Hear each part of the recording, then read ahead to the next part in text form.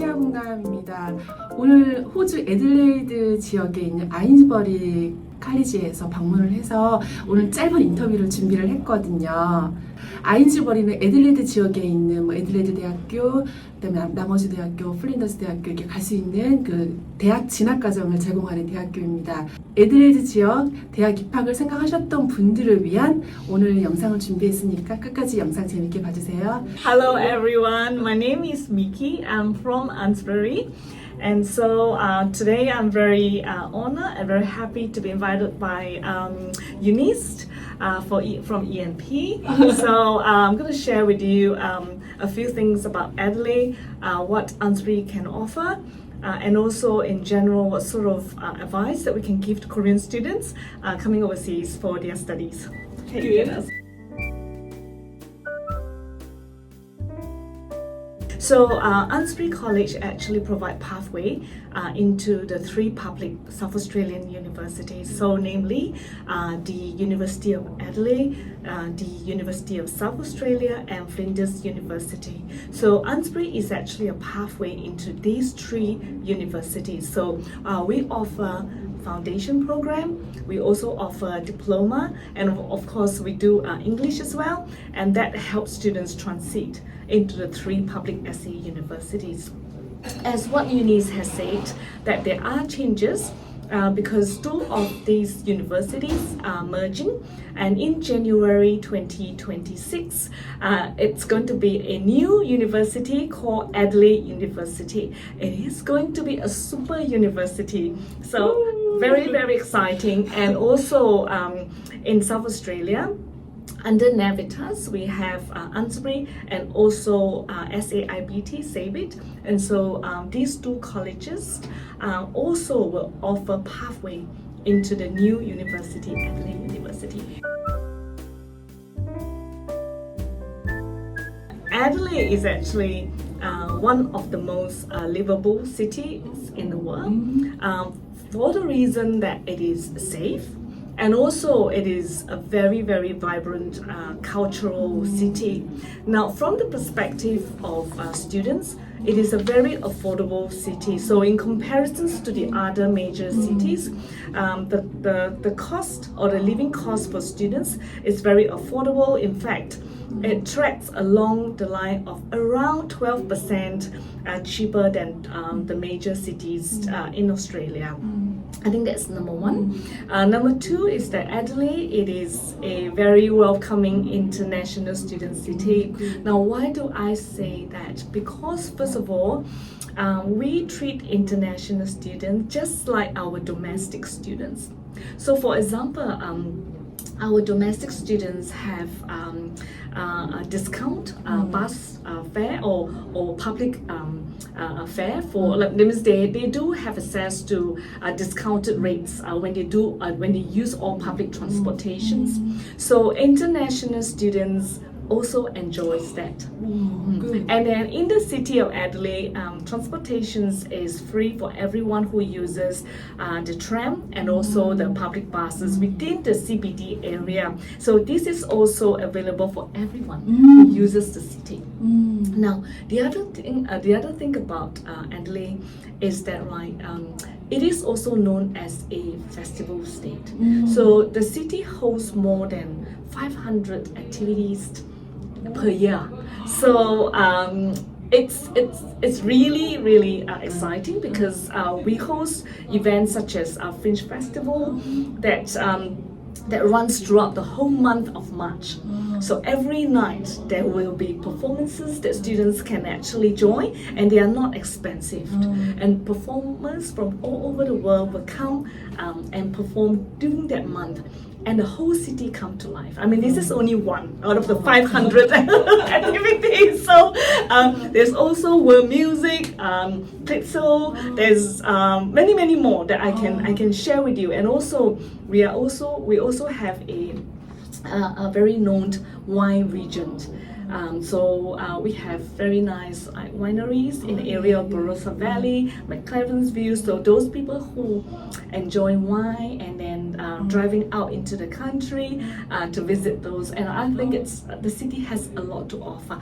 We also have Study Adelaide. So Study Adelaide is an education department that actually promote Adelaide as a destination for students. But not only doing that, I think Study Adelaide has been very, very good and very successful in terms of also looking into the benefits for international students. Example, they have actually set up this thing called Job Shop. So a job shop is actually to help international students find part-time jobs. So even before your students arrived in Adelaide, they can actually register themselves with job shop. And Study Adelaide has a department. Jodie is the lady that runs that, and she's wonderful. She actually matched the employer, future employer, and with students. And she also hosts quite a number of events to help international students, such as networking event. So, and the recent ones that I can remember is that she actually gathered a group of students who are in or who are learning, for example, finance, accounting in the financial industry. So she actually provide those opportunities for students to actually network with potential employers. So this is only one example. So there are many more of those activities that she organizes as well. So this is from Study Adelaide, which is one of our government bodies, and you can imagine that there's a lot more that they do for students. They also employ students. For example, on a 1-year contract, that these students actually help in the various activities as well. Like we have welcome desk at the airport, the welcome new students. So these are run by our students and is paid. Quite a number of those major industries that will provide future job opportunities for students, not only the domestic students but also for international students.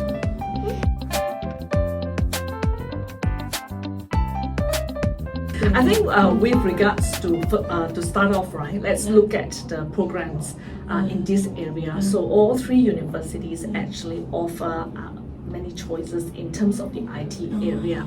So let's start with, let's say, for example, in this university, the IT program are actually located on Tonsley campus. So Tonsley campus is an innovative district, and it's actually co-located with a lot of these companies that are in this sort of area. So this is example of one sort of area of opportunity for students, because when students are studying there, you never know that when you go down and get your coffee, you could be meeting a CEO of a company in those areas. Since they do actually collaborate with Cisco, so Cisco is one of the forefront in this area. So this is one example. Now, from the other 2, we have UniSA and University of Adelaide that's going to combine. So, for example, let's say University of South Australia now, they are very, very good in collaborating with industry players. So you can imagine that a lot of the programs that students are given a lot of opportunities to actually, in fact, not only get a chance to meet with future employers, but also a lot of opportunities for them to do projects with industry players, and particularly in that area.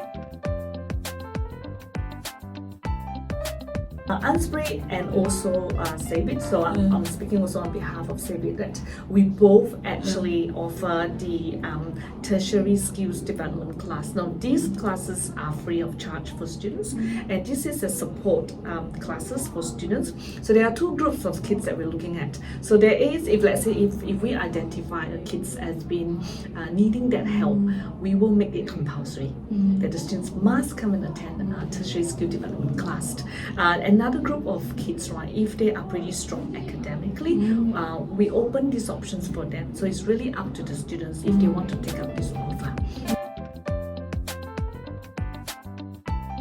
Basically, for Korean students, from the perspective of Eynesbury, we are giving 20%. The requirements is not very high to get a 20%. So it's just only about 5% above the entry requirements, and most of the Korean students, we believe, will qualify for a 20% for either the diploma or the foundation. Now, from the SABIT perspective, they're giving 15%. Okay, so more information and details of that come and talk to unis. So normally for these scholarship, right, students did not need to apply. So once you put in an applications through the study link, we will assess automatically based on your results from Korea.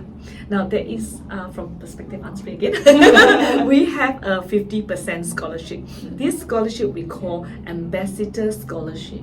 Now, this ambassador scholarship, I did put in that to say that it is a high GPA. We are not only looking for students with a high GPA. We're looking for certain personality type.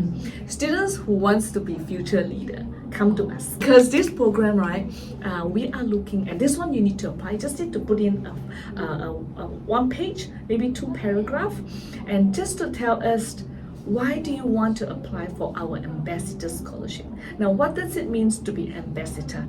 So the students have to commit to say, I will be an ambassador for EMP, and that I will do something for you. On the other hand, they must also commit to saying that I want to be an ambassador for Eynesbury.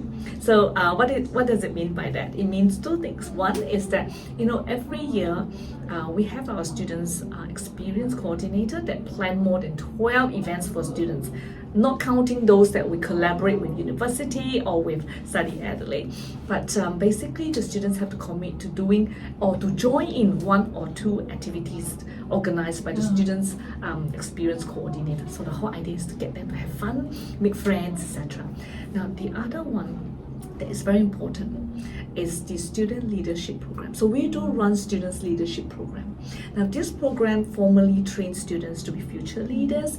It's training of confidence as well for your students. So what happens is that the first few sessions, we actually teach the students, for example, how to run a forum discussion group, how to do presentation, how to do research. So then the students will be given a project. And at the end of the project, the students in the small group will be presenting formally to our academic board. I think the value of this scholarship is not just the monetary.